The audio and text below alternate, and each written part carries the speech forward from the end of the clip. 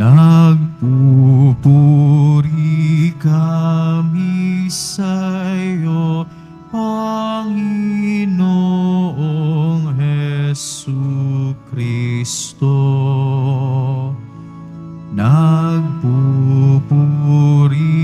kami sa'yo, Panginoong Hesukristo.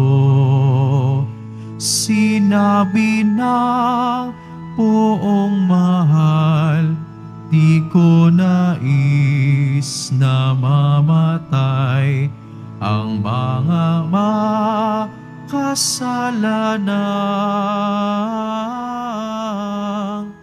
Nagbabagong kalooban upang sila ay mabuhay. Nagpupuri kami sa'yo, Panginoong Hesukristo.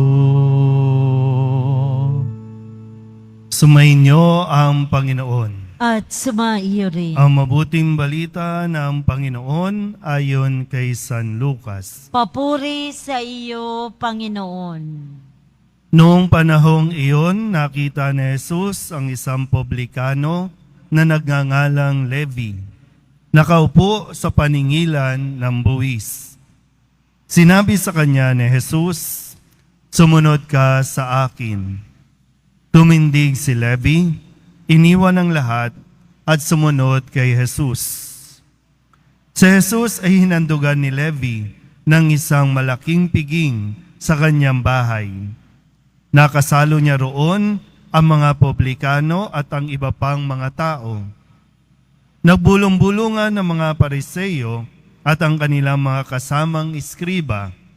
Sinabi nila sa mga alagad ni Jesus, "Bakit kayo kumakain at umiinom na kasalo ng mga publikano at mga makasalanan?" Sinagot siya ni Jesus, "Hindi nangangailangan ng manggagamot ang walang sakit, kundi ang may sakit. Naparito ako hindi upang tawagin ang mga matuwid, kundi ang mga makasalanan upang magsisi." Ang mabuting balita ng Panginoon. Pinupuri ka namin, Panginoong Hesukristo. Magsipo mo na ang lahat. Isang mapagpalang tanghali po sa inyong lahat. Ngayon po ay Sabado, kasunod po ng pagbubukas ng panahon ng Kwaresma, kasunod ng Miyerkules ng Abo.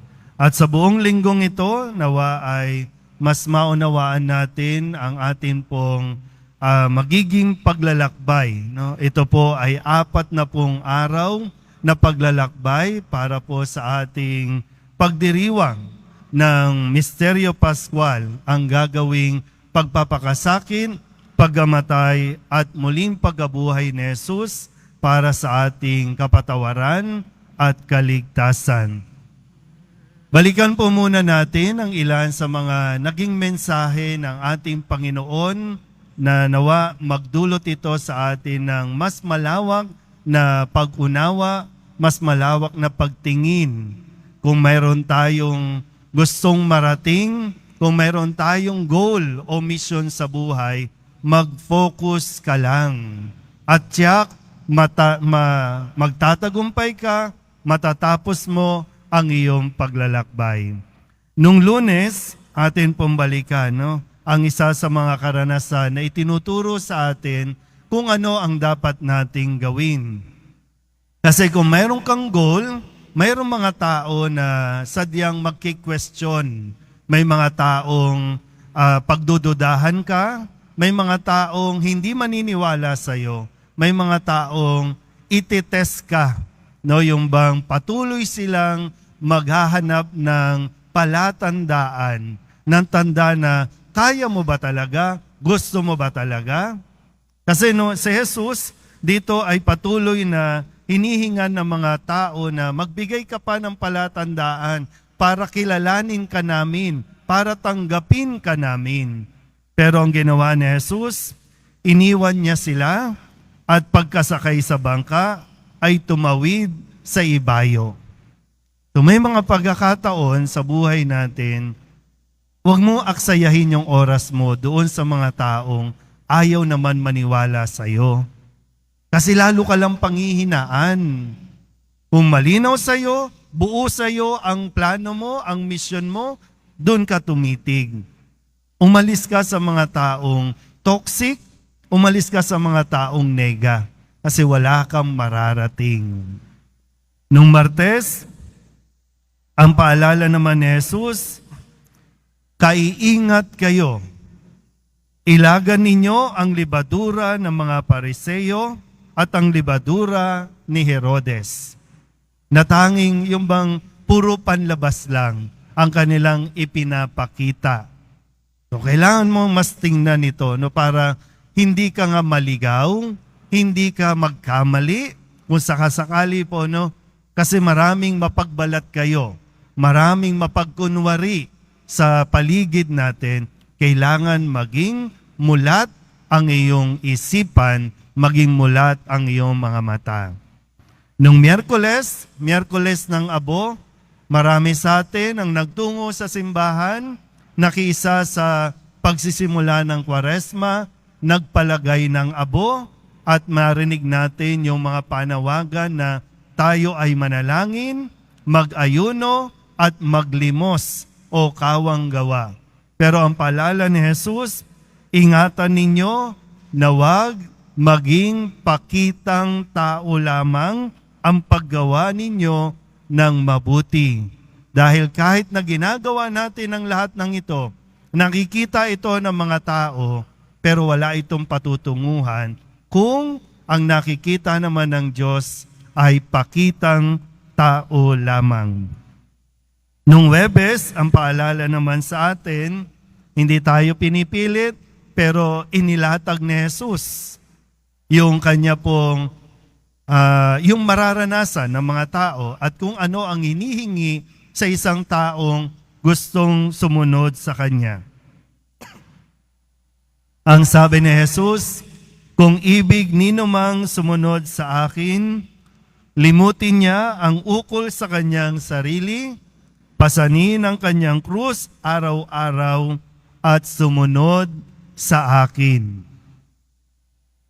So, bago ka magdesisyon, bago ka parang lumarga, malinaw ba sa iyo ang mga dapat mong isuko, ang mga dapat na iwan, ang mga dapat na pasanin para talagang masabing matatapos mo itong paglalakbay na ito kasi baka umpisa lang. Kasi akala natin pag sumunod tayo ay kakabig tayo ng kakabig.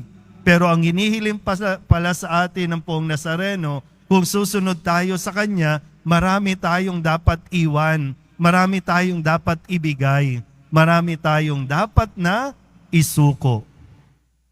Nung Biyernes, kahapon, ang sabi naman sa atin, maari pang tungkol po ito doon sa pagki-question sa mga alagad ni Jesus na bakit hindi sila nag-aayuno. Pag sinabi nag-aayuno, nagpa-fasting o nagbabawas ng kain, o hindi kumakain. Pero kini-question nung ilang mga tao, bakit hindi daw sila nag-aayuno? Pero sabi ni Jesus, maari bang magdalamhati ang mga panauhin sa kasalan habang kasama nila ang lalaking ikinasal? So may panahon para sa pagluluksa, may panahon para sa pag-aayuno, may panahon para sa pagsasaya. Alamin lang natin ito. So ngayon, panahon ito para magtika, para pagnilayan natin kung ano yung mga nagawa natin pagkakamali, ituwid natin, mga nagawang kasalanan, ihingi natin ng tawad. At ngayon po sa pagtatapos ng linggo natin, ang kwento tungkol sa pagtawag ni Jesus kay Levi, isang tax collector, at dahil dyan, siya ay itinuturing na makasalanan. At Tinawag ni Jesus, ang sabi lang ni Jesus, sumunod ka sa akin. At ipinaalala ni Jesus sa mga tao na naparito siya, hindi upang tawagin ang mga matuwid, kundi ang mga makasalanan upang magsisi.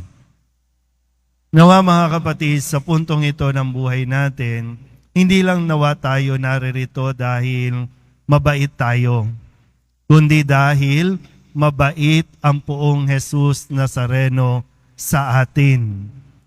Na kahit hindi natin deserve yung mga hinihingi mo, na minsan naririto lang tayo kasi mayroon na naman tayong hihingiin sa Nazareno, pero dahil nga mabait ang Nazareno, mabait ang Diyos, ibibigay niya sa atin yan. So, tandaan din natin, hindi tayo binibiyayaan ng Nazareno dahil mabait tayo. At hindi rin tayo, wag mo rin sasabihin na kaya kami na malas, kaya ka hindi umaasenso kasi masama ka. Dahil masama o mabuti kang tao, ang Diyos ay mabuti sa lahat. Malinaw po ba yon? Kaya wag mong iisipin na hindi ako papakinggan ng Diyos kasi makasalanan ako. O kaya naman ipagmamalaki mo, gumagawa naman ako ng mabuti, tumutulong ako sa kapwa, kaya dapat lang na ibigay sa akin ng Nazareno ang aking kahilingan. Si Levi o si Mateo, tinawag ni Jesus habang siya ay nasa estado ng kanyang pamumuhay na ang tingin ng mga tao ay makasalanan. Pero hindi sinabi ni Jesus, sumunod ka sa akin kapag mabuti ka na.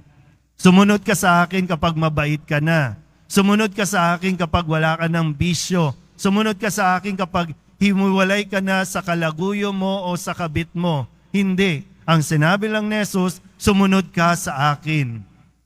At dahil naramdaman ni Levi yung pagtanggap ni Jesus sa kanya kahit na siya ay makasalanan, kaya't kusa na siyang nagdesisyon na iwan ang mga bagay na nagdudulot ng pagkakasala niya. So hindi ka pinipilit.